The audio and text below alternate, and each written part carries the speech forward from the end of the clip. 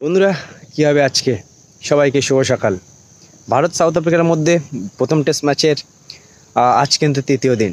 ইতিমধ্যে দ্বিতীয় দিনে সাউথ আফ্রিকা ১১ রানের লিড নিয়ে নিয়েছে। তাদের কিন্তু মাত্র ৫টা উইকেট পড়েছে। ইতিমধ্যে তাদের পূর্ব ক্যাপ্টেন ডিন এলগার ১৪০ রান করে খেলছে, আর যে হিসেবে সে খেলছে মনে হচ্ছে আজকে অনেক বড় একটা লিড নিতে পারে তারা। ভারতীয় বোলাররা আমরা জানি যে তারা ভালো বোলিং করে, কিন্তু কালকে আরও একটু ভালো বোলিং করতে হতো, মানে আরও ৫টা উইকেটের জায়গায় হয়তো ৭টা বা ৮টা উইকেট নিলে অনেক ভালো হতো। কিন্তু আজকের তৃতীয় দিন ভারতীয় বোলারদের কাছে অনেকটাই প্রত্যাশা থাকবে আমাদের ভারতীয় ক্রিকেট ফ্যানদের জন্য। তারা সাউথ আফ্রিকাকে এই যে ১১ রানের লিড তারা নিয়ে নিয়েছে, এই ১১ রানের লিড কিন্তু মানে ৫০ রান বা খুব বেশি হলে ৬০ রান, তার বেশি যদি লিড নিয়ে ফেলে, যদি ১০০ বা ১৫০ রানের লিড নিয়ে ফেলে, তাহলে কিন্তু অনেক মুশকিল হয়ে যাবে ভারতের এই টেস্ট ম্যাচে কামব্যাক করার।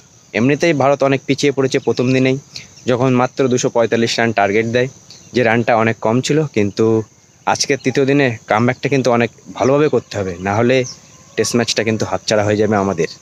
দেখা যাক, আশা তো আছে, আমরা তো আশা করেই থাকি ভারতীয় বোলারদের কাছে। ভারত এমন অনেক ম্যাচ আছে যেখানে প্রথমে খারাপ খেলে কামব্যাক করে লাস্টে টেস্ট ম্যাচটা জিতেছে, আর এই প্রথম টেস্ট ম্যাচে আমরা এটাই প্রত্যাশা করতে পারি আমাদের টিমের কাছ থেকে।